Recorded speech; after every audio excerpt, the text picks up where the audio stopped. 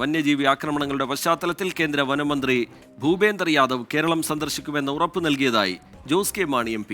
നേരിട്ടെത്തി സാഹചര്യം മനസ്സിലാക്കണമെന്ന കേരള കോൺഗ്രസ് എം നേതാക്കളുടെ ആവശ്യത്തോട് മന്ത്രി അനുകൂലമായി പ്രതികരിച്ചെന്നും ജോസ് കെ മാണി പറഞ്ഞു.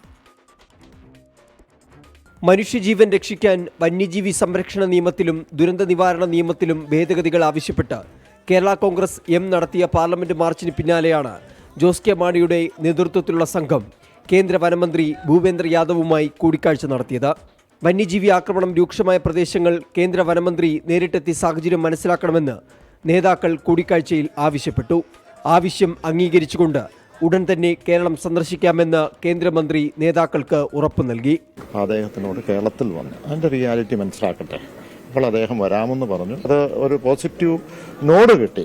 കാര്യം വരട്ടെ, ഞങ്ങൾക്ക് നമ്മുടെ സിറ്റുവേഷൻ അറിയാൻ, ഞങ്ങൾ അതിന് എന്താണ് ഡയറക്ഷൻ കൊടുക്കാൻ പറ്റുന്നത് കൊടുക്കാമെന്നും പറഞ്ഞു. അതേസമയം കാട്ടുപന്നിയെ ക്ഷുദ്രജീവിയായി പ്രഖ്യാപിക്കണമെന്ന ജോൺ ബ്രിട്ടാസ് MPയുടെ ആവശ്യം രാജ്യസഭയിൽ കേന്ദ്ര വനം മന്ത്രി ഭൂപേന്ദർ യാദവ് തള്ളി. കാട്ടുപന്നികളെ കൂട്ടത്തോടെ കൊന്നൊടുക്കാനുള്ള അധികാരം നൽകാനാകില്ലെന്ന് കേന്ദ്രമന്ത്രി പറഞ്ഞു.